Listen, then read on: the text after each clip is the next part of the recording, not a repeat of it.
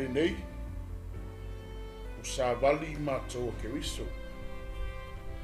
Peise I ua ai oi maile tua ia te outou e ala I mātou. Mātou te ole atu. O sui I mātou ke riso. Ia outou le lei ma le tua. Therefore, we are ambassadors for Christ. As though God were making an appeal through us. We beg you, on behalf of Christ, be reconciled to God. Lata tu amata sita. O matu tamai o le langi. E pa ia lava lau swafa. Ia o mai lo malo, ma ia whaia lo fina ngalo. I le nei langi pei lava ona whaia langi. O le tua pa ia, o le tua matatia, o le tua sitsilesi. O le tua le amatanga, mane ngata anga o le muambua, o le munumuni. Wha manuina lo swafa pa ia tama. Mātou whaftai amano o le lei. Mātou whaftai I le ola ma le soifua. Mātou whaftai o whamunianga, o mea alofa. Whaftai lo tu ava noa tangata. I lo olo whatu noa, I whaola tanga, ma le mālo e le mawhai o na ruruina. Ta mai le nei tu la o mātou sauni o mātou tāpena. Mātou te whaarunga longo I le upu alo o whiong pa ia. E whetalai mai, le tufa mai ma le whaasoa me o lo whiong pa ia o mātou tangata. Talo ta mai au ngalo whi au I se loto, I se nganga, I se tangata o lo umana o mia le fisosoani a le lo upu. Ia le ngata e whaamalo sia I o mātou tangata, lo mātou au nanga ia te oi. A ia mawhai ona ia ina I se nganga o le iloa. Se nganga o ngā lala. Se nganga o fia maua le malo longa mana mapsa. Talu ta maa fisosoani mai, a mata e oe le nei whaasoa ma le nei prokalama. Whai e oe ta mao ama tu se semo matu a leo mo matu wharitonu. Wha maangalo I mātou le toto pa ia ma le toto tau a oe Jesu Kristu. Wha mamie ia I lato umalawa o lo mai mo mai o la pena o na maua ma. Wha pena o na whaarongolongo le upo le aluluina. Wha mamie foi lo nei tangata whaatau wa e meiselo o auna lo pena o na insini e ina nei prokalami. Anga le lei oe ta mai a te matu. Ia oe ta mai whaabau lava. Ona o Jesu Kristo. Amen. Ida lo biele tua I o te fifi whaatalo whatu. Ile nei tūra o le fiafi. Ia. Whaatalo whatu ai. I rato o malawo pena ona. O mani po kalame I ole. Kalame nei ole. Sike e ministry. Ia o mātou sa vali ke wiso. Pe ona iai fo e masani ia so tofi o ia staitasi. Mātou te ona tuai ma. Ona le tua whatua. Le fu a velo mi whatau wa ai whai ona. A so tu whai upo le tua le nei tu la fiafi. Ma loro sei fua, ma loro langi mai, ma loro tu whalau fo I whi amunga renga. Nei aso, iso se ta whala volo e moa maile nei. Whasoa I o te fifi whatalo whatia te oe. Praise the Lord. Ia leli. Ma loro war wha ma losi. Praise the Lord. Ia ole nei misiona. Tu mati e lava ma wha mo mua misiona nei le malo le tua. Praise the Lord. Ma e tolu foi upu e hapena ona taula I ai le misiona o le nei misiona. O le alofa, o le malamalama, ia maleola. Praise the Lord. In this ministry, the CKA ministry, we prioritize the kingdom of the message. And there are three mains of the vision of this ministry, and it is about love, it is about life, it is about light. And you see at these three mains of our vision, it speaks about the characteristics of our Lord Jesus Christ. And as ambassadors, it is our duty, praise the Lord, it is our duty on behalf of Christ to proclaim life, to proclaim light, and to proclaim the love of Christ for everyone that comes across and hear the message of the kingdom of God. Ele misiona, ole visiona, ole ne misiona, le alofa, ole malamalama, ia mareola. Nau no ta inga lava o sa vali ia mawhai ona whai loa vaengi e tolu o ata wa aia ia o le tatu ari whaola ina ia mawhai ona. Ina ia mawhai ona whasoani e ilatu o ngā renga nā wha sa vali e whai loa ke wisu ia ilatu o lo mana o ke wisu. Ina ia latu i lore mawhana whana o le alofa o le malamalama ma le ola e maua ke wisu isu. Ia le li ia o le tatu tusi whai tau le afiafini. Mo mele luka no tau mo lima fai mua ngai fai pusumatas. Luka no tau po lima fai mua ngai fai pusumatas. O te lore a o le fai tau wina ia le mata upu ato ia le fai tau. Ia onai manu tatu taimi. Eza lo ai tau na ufa matala tfapea. O le tusi lea luka, o tusu singa fo mai lea luka, o tusu singa ia luka winga ia Yesu Keriso. E ui la vai le i iai luka i taimi na a ofa ngā solo le misiona Yesu Keriso. Ai pe mafuli tusu singa a luka i le whaasoma le tufa mai a tangata ni o Peter. Ia le ni. Ia, a tatuwa vai fo tusu singa a luka. Ia ese fo ia luka ma le mori maua luka ma mori maua mai ma reko ma tayo. Ia me se ele so olo fungia mne o Ioane. Ia le li. Ia e mi ta upu e lima mwhaino whape atu. O le so e ina le o so o Yesu. Luke chapter 5, I can call it is the appointing of the disciples. Praise the Lord. This is where God goes and look for his disciples.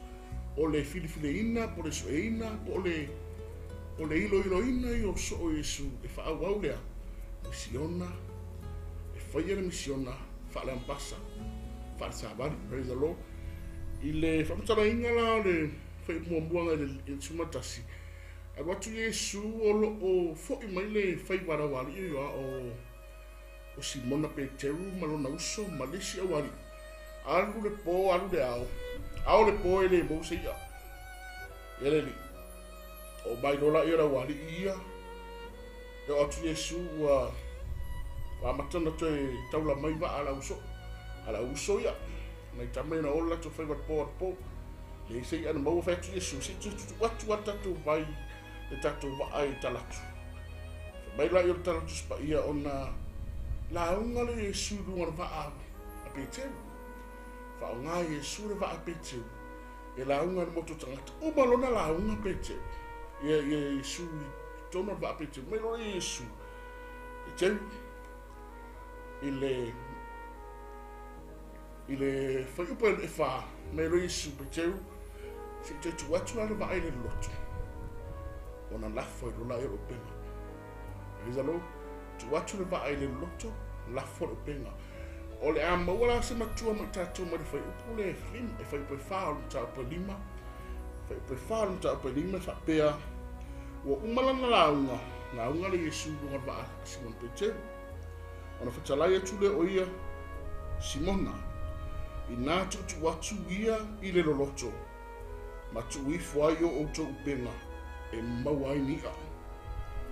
I nā tutu watu ia i le Loloto, ma tu ui foia ai o outou Upega, e mawai ni a. Mai la i ora whiau ma le au tū o le nei afiafi, o whaasoa nei afiafi. Tu le Upega i le Loloto. Tu le Upega i le Loloto. O upu le a Yesu Keriso na ave a Simona Peteru, ina ua hao le pō, o la hina nei tamai le mosei. Ele ni whenai rola ia, o le o la ia tai, tu le Upega le Loloto, mawai a, ngeno kusi e Simona Peteru i stangata na lata ni e te ia. O mai, si whaasoa la wa sosoani, o tele leia. Ele li, praise the Lord. Tu le Upega i Loloto, o Upega, O le ale me Upega, o le ale whamatalaina o le nei me Upega. O le penga mwhai o whamatalaina o le mea tō tino le whaonga le whaiwhaiwa. E lafo i tai le sami, po o le vai, ina ia maua mai ini a se tele i le teimitasi. O le whaonga ina le o le mea tō tino o le penga.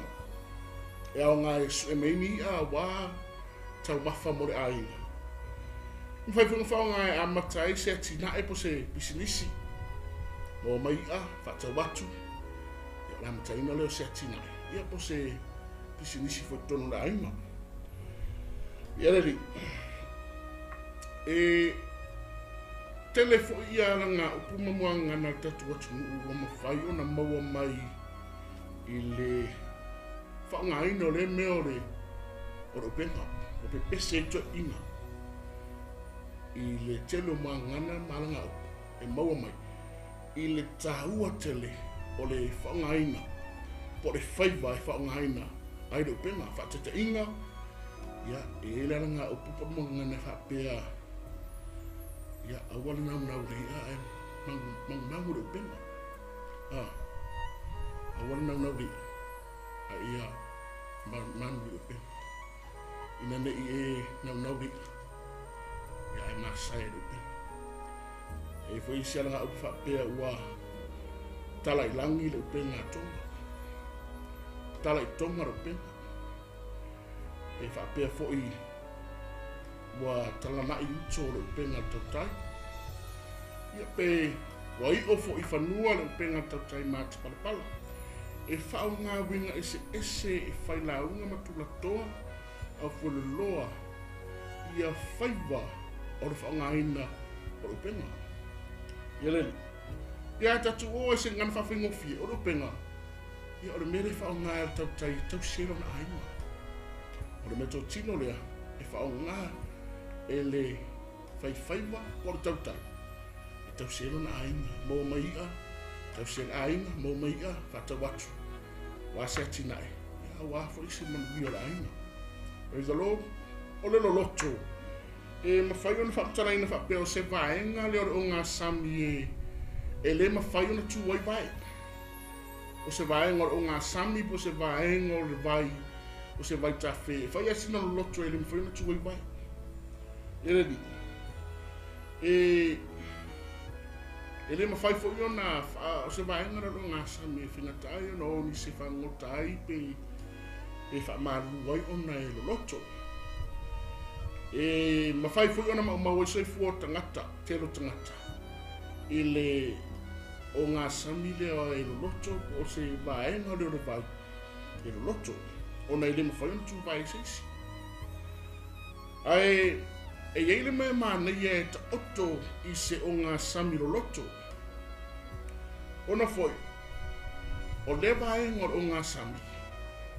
o mauai le tele o le awia tele o awia e maua i le Loloto o le taimoana e le maua lea i luma mai o a au malama mai lan au whaiwhaiva ma le au whangota a mana na o i ni a la popoa mani a tele ma le tele o ia e te tauna o atu tua o ina e maua ia i a le o le Loloto la e whaisinga whaingatao na ea e whaisinga whaingatao no oi ai i te tono le Loloto lea o lo ta oto ai ia manuia i e wa ai ai mana nau wai whaiwhaiva pori o tautai o i ale lei o i ala poa i ma au i e teli no winga la e asanga ta le vaenga Loloto le sami pori o ngasa ai e ule lei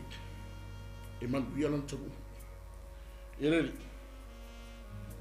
e whai asinga whaingata ai whai mai Yesu tu ule Upega i le Loloto malama lea tātou whaiwhaiwa e le mawhai ona tosu le Upega i le Loloto e saoa lang te i alua e tosu Upega ai o te iloa e le tosu ina le Upega i le Loloto mafo sea lang e Loloto e le ngana whaasamboa e le tolo vaere Upega lang e Loloto tai E le upu whasamona maua mai i le tosunga Upega. E le mawhai ona tolo vaera Upega, ma fua sea, o nei Loloto le tai. Lono wingola Upega i toso te miea. E pea tai, e whai mai e su e iwi teu, pe teru. Tuutuu le Upega i le Loloto. Ia le li. Tuutuu le Upega i le Loloto. E te ilo oi. O le tangata ni o pete. O le olana lea matata. Olana lea matata whaioi. O i o whaiwhaiwa. O i o tautai. Malama lei peteu i o ngā sami ma so se vaenga la vor sami. Malama i peteu ma fusea. O norona i o le matata. He is a fisherman. He knows every single part of the sea, of the ocean, of the water. Alofa me Yesu. Cast the nets into the deep end of the water. Cast the nets into the deep water. Yeleli. O le la tatu wa ai. Ini le sona I mawhaiona tatu maua mai. I le tala lea ia Yesu ma peteu. Ina ua whaatonu wine Yesu peteu. Toe avele wa a i le Loloto. Lafo i le Upega i nā le Loloto. Yeleli. Toi avele Upega i le Loloto, lafo la i le Upega i le Loloto. Tātou wawa ai, po le ale tāua, o le asini le sona tāua, tātou te maua mai le tala lea. Yeleli, mana tua wa ao le pō, o tau mawhai, ma tau mawhai pe teu mana uso. E asa le whaiwa, le ise mi ana mau. Mai la Yesu, Simona pe teu, a vere ba ai le Loloto, la foi fai le Upega. Vaenga mo bola o te whia whaaso i te oe ma whaapea na utu whai te oe o se le sona tā ua e maua mai a te tātou, mai a mo tātou, mai le tana lea. O vaenga mo bua, o le upule o le ustai. E da lo, o le ustai. Ia le li. Ka mai Yesu, lafo le Upega le Loloto, ka mai le tali e Simona. Le li ie, wa a toa le pō o tinga ina I mātou. E le eini mea ua maua. A ona o lau whetalainga. O te tuifo ai le Upega I le Loloto. Ai ona o lau whetalainga. O tala lea, o le tali ale tangata e malama o ngā sami. Tangi o le tali ale whaiwhaiwa. Tali ale tautai mātu parapara. Tali ale tautai e malama leilo na whaiwa lea. Awha mea ale tali le tamaloa. Yesu wa o le pō. Ai ona o lau whetalainga. O le vaenga mo buala leo te whia pai e le tā ua te lo talarea. O le talarea. Mo tātou. O le tā ua I o le usta. Ia li. A tono le taimi mo buale ua papena ona whailoa I ai pe teu ma Yesu. E le malama pe teu tangata le e whetalai. Malama pe teu lana whaiwa. Malama pe teu le Upega. Malama le waa. Malama le sami. Ai le malama po ai tangata lea. Ele li. Ano sisi o tātou Samoa. Ke piwha pe sisi o tātou ia pe teu. Ya Yesu. Awa nau le ai me mau le Upega. O le ale keisi le keisi pe teu le ai. Nana whaai loa tua pe teu. O mako fo'i mai. Le sei ai o tai. Ai ona o lau petalainga vaenga mo mbua le isi tāua. Tāua e lusta. Oile na usta ia ia pe teu. Lilo I manato pe teu. O le matai lea na whaia le sami. Na whaia le langi. Na whaia le langi. Na whaia I o sami le fetalai. Na usi tai pe teu ma le leiloa. O le master le lati whafsanga. Usi tai pe teu lilo I manatu. O le tangata le ona le whetalainga. O le tangata le whetalai. O le tangata na ia whaia mea umalava. O le pole ao mea umalava. Praise the Lord. Leiloa e pe teu lilo I manatu. O le wanga ioi ia. Ma foisea. Na ona master lea. Tangata le ona le whetalainga. O e na whaia ia. O e na whaia le sami. O e na whaia mea lo o iai. Praise the Lord. Te oi. o le tāua I o le vaenga le atia. Le ustai e pete. O le si le meo tāua. E le I whapena whai excuse pete. Pau tala pete ioi. Wa fo'i mai. Ai ona lo whetalinga. Sometimes we make excuse when we hear the word of God. When God comes calling through his word, through his pastors, through his apostles, through the men of God, through the people of God. When God comes calling, we make excuse. Tele ona tatou whaia excuse. Ano oima, ano tatou vapia. Ale po o fia moe, o le lava, o fia ai. O fia o lo ainga. O fia hale va ai lo to ruma la whanau. Wa halu le po. Reisa lo, wa mato I matu tinga aina lava Yesu. I lo whatalinga. Ai matu tele I loa oe. Ai ale keisa be teu. Na mato I ngalo o mone vai vai. Ngalo lea. O ai lea sitanga ta whai vai le la ngona lea. E le la ngona le vai vai de po atoa e le se hia. Wa tili na vai vai. Ai whai mai be teu. Ai ono lo whatalinga. Malelei loa o le matai leo mea umalava, o le pulea o au leo mea umalava, leo whetalai. Praise the Lord. Te loe, tā ua I o le tatou whaalongo, ma tatou ngawa. Tā ua I o le tatou whaalongo, ma whai. Tā ua I o le tatou whaalongo, ma ustai. Pēteu, na whaalongo, ai na ustai. Malelei loe pēteu o leo lo whetalai. Whaalongo stamo pēteu, ma ustai. Whaalongo ma whai. Whaalongo ma wa. Nesi le mea na upa, ma ua mai le sona na ma ua mai a pēteu. E le I whaia e pēteu se excuse. No excuses. Mai parabi. No excuses. When God comes calling, listen, obey. Ieleri, te loe. Le tāua I o le tatou whaalonga mosta. Tāua e vaenga lea o le sona mo buale na mo matala lea e pēteu o lo ustai. A whetala Yesu e ala nana upu. E ai me whai tatou ustai. Pei o le ustai pēteu. Praise the Lord. Ustai pēteu. Wawa aina I le tangata ustai. O le e mwhaino whape atu. Na usitai pēteu. E ui na nei loa, ai o lona ustai, na ala mai ei manuia. E te loa oi, a tātou ustai, tātou te manuia. Praise the Lord. Ia leri, e te maua le mele vai angaru tanu atu ai I le whai upo e lima. Praise the Lord. Whai upo e lima. Hallelujah. Ustai e maua e manuia. O le ana manuia le na wa ai I pēteru I. Whai mai le whai upo e ono. Whai mai o le a masai le upenga. O le a tali ngoto le waa. O sana. Nei mea umana puna mai eina mafuesea ina ua ustai pēteu. Ana le ustai pēteu. E le va ai pēteu I le tenu re awia. E le va ai pēteu o le a masai saina le upenga. E le va ai pēteu o le a tali ngoto le waa. Ai mafuana mawana I manuia. Ai sea. Ustai. Te loe o le vaenga le tau. Tāua I o tātou ustai. A tātou ustai le upo le tua. Tātou te vaai manuia le tua. Praise the Lord. Ustai le upo le tua e te vaai manuia le tua. Ustai noa, whau le vaa, lana manuia na vai noa. Na vaai noa le manuia o ia malona ainga. Manuia, whao laina. Ustai Abrahamo I le tua. Na vaai I manuia. Praise the Lord. Hallelujah. Tāua I ustai.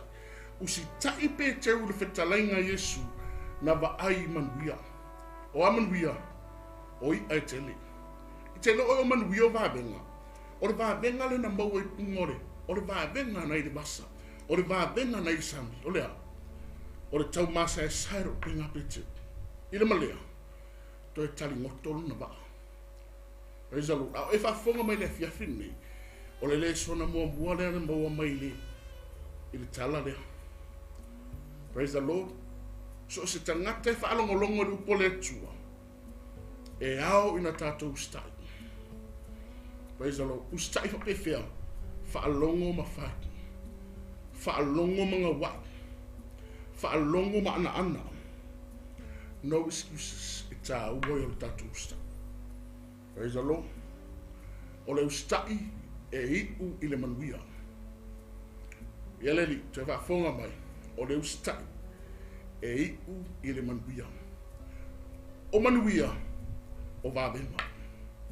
Praise the Lord. O manuia o vāwenga. O le ustai e vaaia i manuia. O manuia o vāwenga i tono tatu ainga. Praise the Lord. Usitai e iu i le manuia. Vai ngano na lua. Mo fa ipo ono. Fe mai. Wa umona lato faia leo mea. Ona lato si o mea leo i ete. O le fa ipo fitu sau. Mai wa lato ngeno ati o lato. O i le tasiva. E o mai. E fe soani i ate i lato. Ona lato o mai lea. Wa whaatumo i lato waa uma e lua. Ua tali ngoto. Hallelujah. O mai, te sosoan nai. Whaatumu i lato waa. Ua tali ngoto. O lesi le sona ta uona umau me le tala lea peteu. Yesu ma peteu ma Upega peteu. Waingana na lua. Whailoa. Praise the Lord. Tufa. Whasoa. Alofa. Mai peteu. O mai fsoswani mai. E o mai tangate fsoswani a peteu. At the same time, o le whailoa te peteu. E leo peteu. O tangata le ona whetalenga. Lea mero whai peteu. O leo mori mau peteu. O leo whailoa e peteu. O leo tufa atu peteu. Tangata lea. E o mai la tangata fsoswani a peteu se tuftau whaol manuia. E alai a wi a tele iwa maua. A olo whapena ona tala noa i le mata tio tangata. Na mafua ina toi hoi tai e lafora Upega. Mana tuo nei tangata umo tangata na. Haole po whango te lini ana moa. Hallelujah. Let it be known. That's the second part. Let it be known. Witness. Praise the Lord. Reach out. Praise the Lord. Tell them about the goodness, about the miracle that God has done into our lives. Reach out. Ask for help. Peter here asked for help. There's nothing wrong to ask for help. Nothing wrong with that. Praise the Lord. It is okay to ask for help. Nothing wrong with asking for help. You can ask for help. I can ask for help. There's nothing wrong with that. But when Peter asked these people for help to come and help us, there's so many fishes to go through. At the same time, people are finding out about the miracle that's happening here.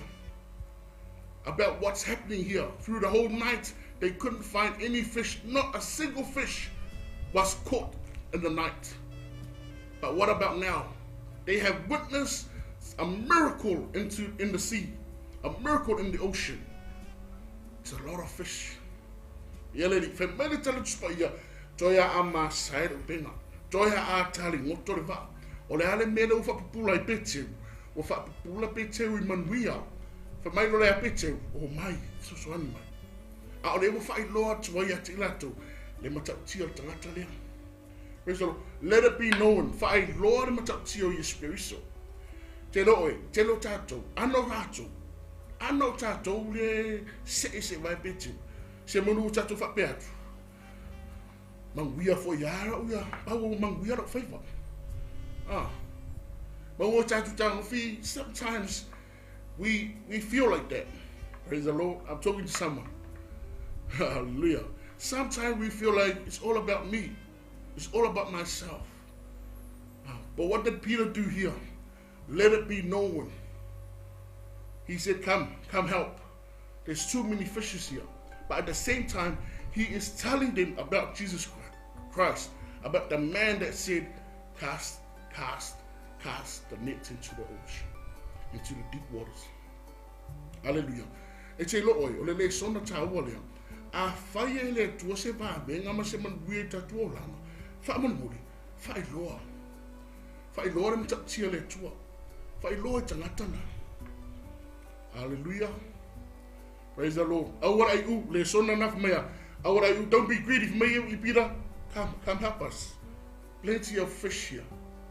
For us and for you and for your families. Come. Oh my, let's say that Master said. Praise the Lord. Ano tatou, se awanga ngawri ai mo mauru penga. Ala ana mero vo ai pete. Ole ama se sai do penga ole atari ngoto va. Ma fusia ole manuia. Ole ana me fai tatou be tatou manuia. Fai loa. Mori ma. Fa so. Tufa. Alofatu. Praise the Lord. Let it be known. Let everyone know about the miracles that God has performed in our lives. Pe on mena fai pe te fai loa atu tangata tua o. Oh my. Si tato va ai mata tia tangata lena fitalai. E toi hoi tai. Hallelujah. Preach the message of the kingdom. Preach the goodness of God. Be a witness. Osana. Wa ai e manuia ino tatu stai. Fai loa. Tala. Mori mau. Fai loa. Hallelujah. Vai ole sona na lua na. O mau mataldia. Praise the Lord. Ahora u. Aya. So atu, tu fatu, fai lo atu. Vai ngalon to. It's a more for upo ba. Luka la vale mo mo suma tas peno fo yatu na tatu taimi. Ya ole ale fai tau wai. O te le ese fo ya matatu tusi. Ala va me wa mai le tu fa so tu tusi la vale luka mima. Luka le mta pa lima mo mo suma tasi. Tatou la valea, ole ese man tusi e mei ni mau fa so soani. Ia ai a tatou tatanoa tu lava I luka I lima. Praise the Lord. Mun vai ngalo tobu. Mau ole fo ipo van.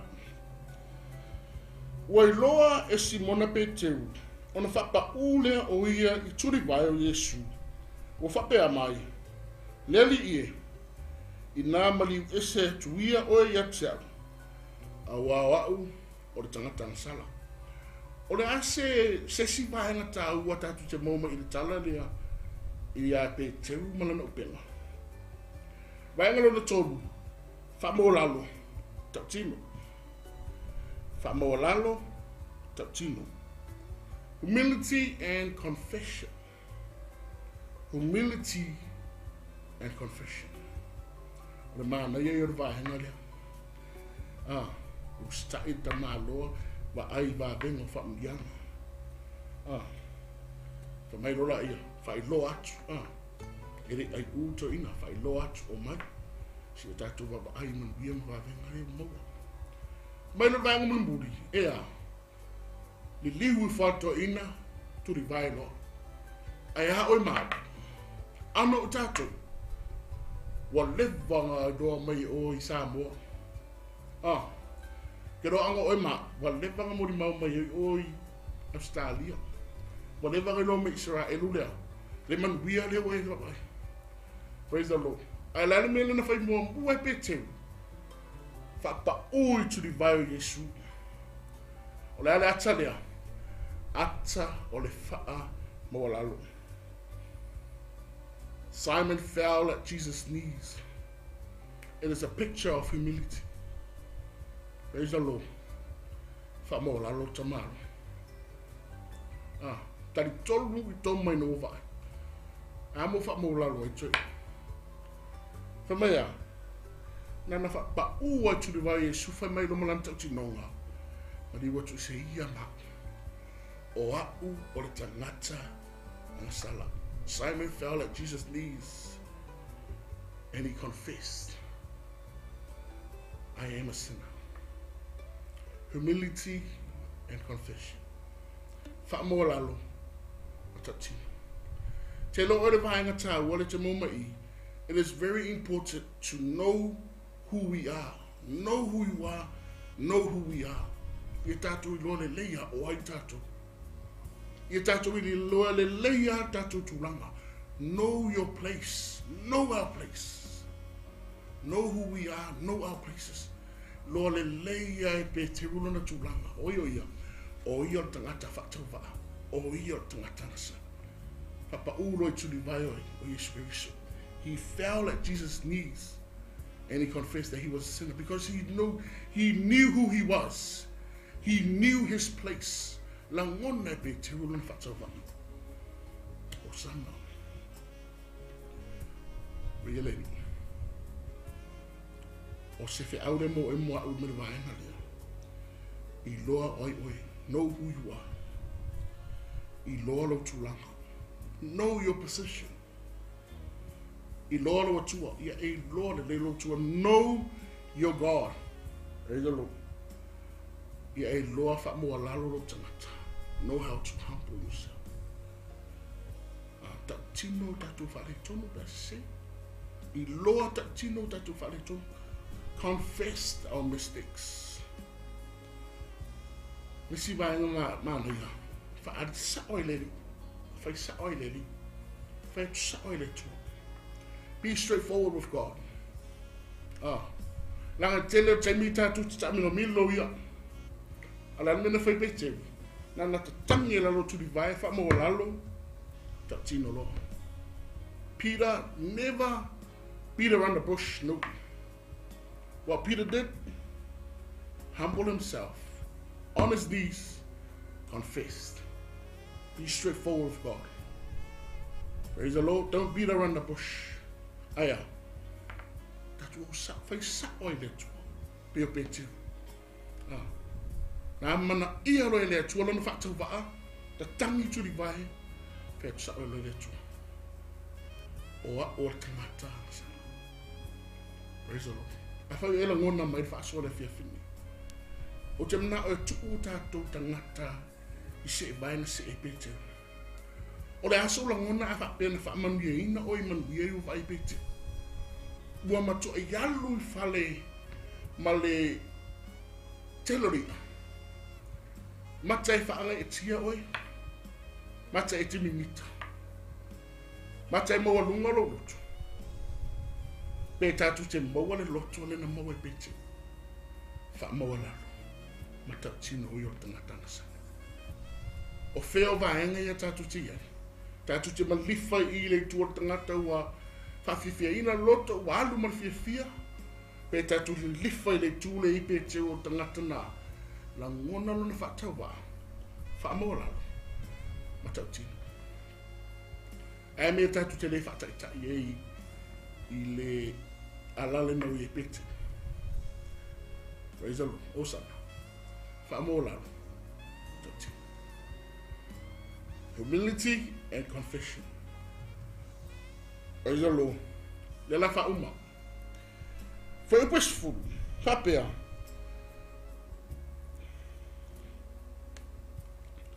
Mai la i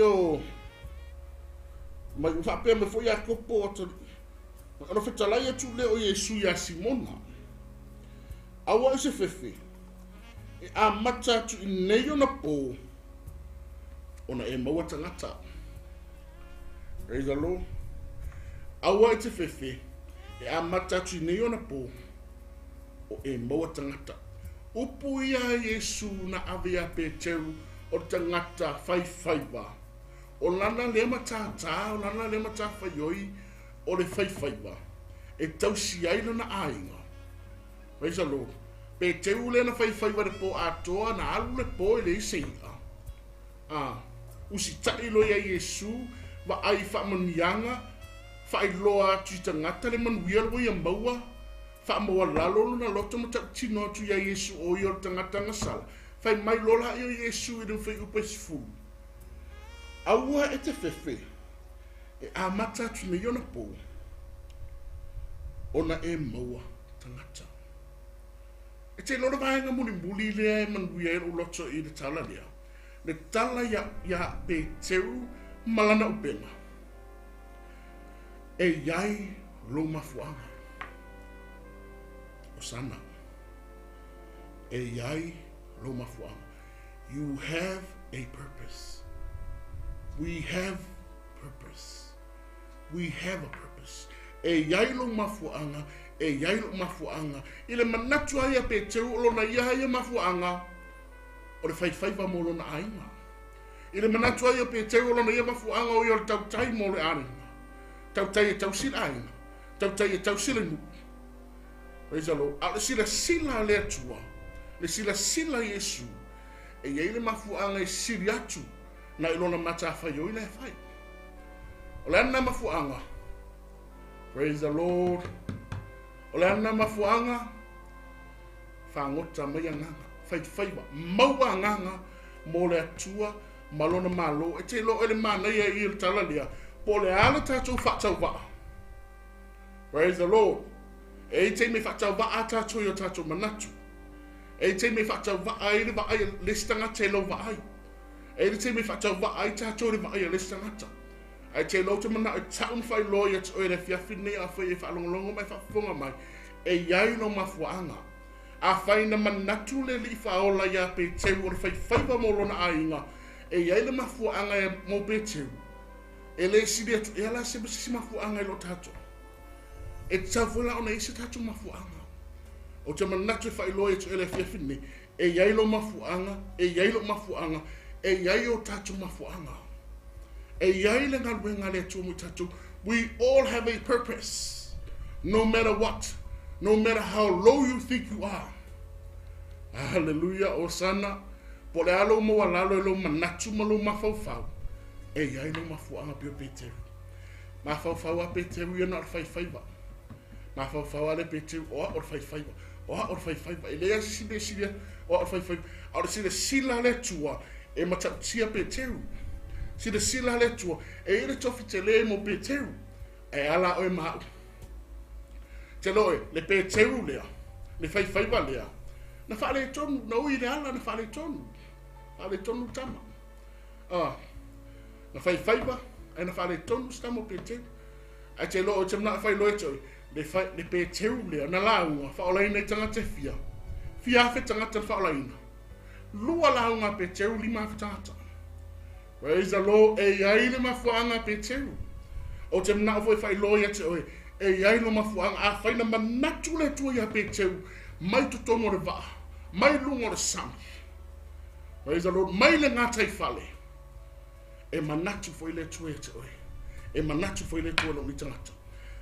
A wani tau whatau wa ina i tātou i o tātou manatu. A wani tau whatau wa ina i tātou i o tātou langona. Praise the Lord. E te mi te whatau wa aia oe, te tua oi lalo. E te mi tua i tangata oi lalo. Praise the Lord. Hallelujah. Tātou wa aia pe teu. Pau wale me lo pe teu. Ngā lea. Ngā re pau mara upenga. Ngā re pau mara upenga. Mai le pau mara upenga lea. Na ola ia ngā ngai lima afe. Praise the Lord. Whao ngā ino le tua tangata mo lalo. O sana, hallelujah. E iai lo tāua, e lo tāua. E iai lo mafuanga. E iai lo mafuanga. Whanau le tua le whiawhine. A whai e whaafonga mai. Praise the Lord. A whai o lo whetu nai oi tau o mafufonga. Praise the Lord. A whai wa lewana e whaalongolongo tu ile upo le tua. O te mana o te wha manatu e te oepe teu le whiawhine. Le whai wai whaatau waai manatu tangata. O sana. Le whai wai tō e te niti o le nu. Le whai wai tata no atu te niti o me so e se o e maungi na oake. Whaatau waai le waai tangata. Whaatau waai le waai ala ainga. Ai mo lunga si whanga le tua. A whai wa lewan tu ile upo le tua ia te oe. O te mana o te whai loe te oe. E iai lo mafuanga. E iai lo tāua. E iai lo wau ngā. O le ale me mana o mia na whai tātou. So se teimi tātou se whaalongolongo ai.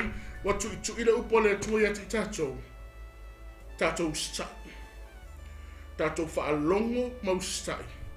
Whaalongo mga wai. Whaalongo ma ana. Praise the Lord. Ona tātou wa aia lea. O manuia o wa venga o le tuitono tātou ola. Once tātou te receive ina whamonianga o manuia le tui tātou olanga. O le ale me whai. Talai. Whai loa le leo le tua. A apatu. Apatu. Sosoani. Pero melan whai e pe teu. He asked for help. At the same time, he was letting people know about the person right next to him, not about him. Hallelujah. It's not about us. Praise the Lord. It's about him. It's about him who said, cast the net into the deep waters. Praise the Lord. Hallelujah. Marvaanga mulmuli. Lilo manatu pe teu. Ole asoni ole avala uine oia. Praise the Lord. O te mna e whai loia te oe. Maua lunga o le sila le atua. Maua lunga o le sila Yesu Keriso. You have a calling. I have a calling. You have a purpose. We all have a purpose into the kingdom of God. Ala me mna mi whai tatou. Wha longo mausta. O le auna le atua mi tatou ne fiafi. Hallelujah. Vi ere le tua. Tatou ave se le sona tāua mai le upule le tua le fiafi nei. Au mai pe te rewhin whatateina. Praise the Lord. Ai e fia wa ai man wia ma wawenga le tua i tatu ainga. Whaalongo mosta, whaalongo mga wai, whaalongo ma whai, whaalongo ma ana ana. Mau te mna e whai loia te oe. A whaina tā ua pe te uri silwhanga Isu. E tā ua fo i tato i le silwhanga Isu. Praise the Lord. Whamuni e tele la vale atua e lau. I lau loto e nea fiafi. E ala i lau whaalongolongo le upale atua. Praise the Lord. Hallelujah. O le ala talo e whaamata tu whaasone fiafi. Ta māma tu whaafitai tele la vele upu. Wa e whai loa, wa e wha manatu, wa e whai mai ati mātou. E le aia se se mātou e ela, e le se mātou e whaatau wa ai lusilafa. Ai mātou te talo tama i a vele nei upu a luluina o se upu e puna pēr, e ola, e tupu pe o mātou loto. Ia whaatau ai tamai ati mātou. So se teimi e whitalai e lau upu o mātou anga. Tama o ai se si o whaalongolongo mai se nganga ua fia maua le mapusanga. Se nganga o lo fili pea o lo iai tau o filifilinga. O te tatalo tama awane tuina si file mulo na loto. Awane tuina si file mu tama no na loto. Ai e whapena o na puna pea le whamalosi ma le pese mai o lo upi o lato loto. Ina ia mawhai o na whai le finingalo. Whaia le filifilinga e peo peteu ina ia ustai ma whaia lo finangalo ta mawha soani ati lato o lo whapena latu tele talia ina lo upu ta ma e le talia ina o Yesu Keriso e vema li mawhaola ta talo ta ma anga le leo lato filifilinga talia o Yesu Keriso e vema li mawhaola o lato ola awa wana oe mawai le ola wana oe mawai le malolonga wana oe mawai le salotonga le ola e whaabau ilo malolo whatanima. Anga leita mai e te mato umalava whaamalo sia peo matua nganga a wala uputa ma. Ina ia whapena o na whaia o matu tiute, o matu tofi, o le moni mau, o le whai loa, o le tālai, o le whai loa atu lo le lei le laula. Anga le lei o ta mai le nei ministry, Christ Kingdom Ambassadors, mai lava e tonu o na teitai, o au nalo matu ngā rua nei misiona. Lau au na foi o lo whapena o na nofo e le foi a wāli nsini eina o nei polkalame ta maanga le lei o tama. Maua pere to mai le iloa, whalau tele, a wāli tala ina lo malo male, mamoli ina o le whiau lo malo e su inga fia lo. Talo ta mafso soani mai ta ma anga lei mai si matu atunu o Samoa anga lei mani malo silo matu yai au foi ni mavai o famianga lo nupa io Israel. Tu mau ya te ele vi inga tu mau ta ma famianga lunga ya mato. Talo ta ma mangalo matu semo matu faliton. Ia e ta ma fa vau lava no Yesu Keriso. Amen and amen. Praise the Lord. Say for me, God bless.